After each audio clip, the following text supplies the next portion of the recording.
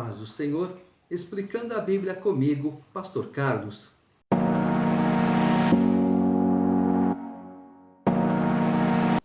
Zacarias capítulo 3. Deus me mostrou o sumo sacerdote Josué, o qual estava diante do anjo do Senhor, e Satanás estava à mão direita dele para se lhe opor. Mas o Senhor disse a Satanás: O Senhor te repreende, ó Satanás. Sim, o Senhor que escolheu a Jerusalém te repreende. Não é este um tição tirado do fogo? Ora, Josué, trajado de vestes sujas, estava diante do anjo. Tomou este a palavra e disse aos que estavam diante dele: Tirai-lhe as vestes sujas. A Josué disse: Eis que tenho feito que passe de ti a tua iniquidade, e te vestirei de finos trajes. E disse eu: Ponho-lhe um turbante limpo sobre a cabeça. Puseram-lhe, pois, sobre a cabeça um turbante limpo, e o vestiram com trajes próprios. E o anjo do Senhor estava ali, protestou a Josué e disse: Assim diz o Senhor dos Exércitos: se andares nos meus caminhos e observares os meus preceitos, também tu julgarás a minha casa e guardarás os meus átrios, e te darei livre acesso entre estes que aqui se encontram. Ora, pois, Josué, sumo sacerdote, tu e os teus companheiros que se assentam diante de ti, porque são homens de presságio, eis que eu farei vir o meu servo, o renovo. Porque eis aqui a pedra que pus diante de Josué. Sobre esta pedra única estão 7 olhos. Eis que eu lavrarei a sua escultura, diz o Senhor dos Exércitos, e tirarei a iniquidade desta terra num só dia. Naquele dia, diz o Senhor dos Exércitos, cada um de vós convidará ao seu próximo para debaixo da vide e para debaixo da figueira. Várias referências, uma em Malaquias, outras em Josué e Zacarias, também Esdras e Apocalipse. A primeira coisa que nós vamos ver aqui é que o sumo sacerdote Josué estava diante de Deus, mas ao lado dele estava Satanás para se lhe opor. Olha, ele faz isso, ele faz aquilo, ele comete esses erros, ele comete aqueles erros, sempre acusando, mas Deus repreendendo Satanás, porque Deus tinha propósito com Josué, assim como Deus tem propósitos para conosco.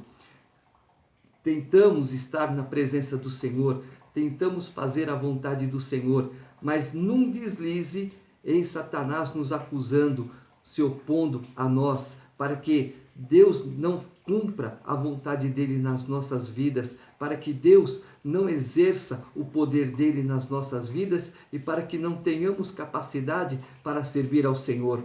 Mas nós vamos continuar vendo, apesar de várias referências aqui em Apocalipse, em Esdras, em Jeremias, também Malaquias tem uma referência aqui. Deus pega Josué, limpa ele, coloca trajes limpos, coloca até um turbante limpo na cabeça dele, porque novos pensamentos, uma nova capacidade para o sacerdócio e executar toda a obra que Deus tem para Josué na presença do Senhor. Capítulo 4. Tornou o anjo que falava comigo e me despertou como a um homem que é despertado do seu sono e me perguntou: Que vês? Respondi: Olho e eis um candelabro todo de ouro e um vaso de azeite em cima, com as suas 7 lâmpadas e 7 tubos, uma para cada uma das lâmpadas que estão em cima do candelabro. Junto a este, 2 oliveiras, uma à direita do vaso de azeite e a outra à sua esquerda. Aqui, mais uma revelação, mais um apontamento apocalíptico. Então perguntei ao anjo que falava comigo: Meu Senhor, que é isto? Respondeu-me o anjo que falava comigo: Não sabes tu que é isto? Respondi: Não, meu Senhor. Prosseguiu ele e me disse: Esta é a palavra do Senhor a Zorobabel. Não por força, nem por poder, mas pelo meu espírito, diz o Senhor dos Exércitos. Quem és tu, ó grande monte? Diante de Zorobabel serás uma campina, porque ele colocará a pedra de remate em meio a aclamações. Haja graça e graça para ela. Novamente me veio a palavra do Senhor dizendo: as mãos de Zorobabel lançaram os fundamentos desta casa. Elas mesmas a acabarão, para que saibais que o Senhor dos exércitos é quem me enviou a vós outros. Pois quem despreza o dia dos humildes começos, esse alegrar-se-á, vendo o prumo na mão de Zorobabel. Aqueles 7 olhos são os olhos do Senhor, que percorrem toda a terra. Prossegui e lhe perguntei: que são as 2 oliveiras à direita e à esquerda do candelabro?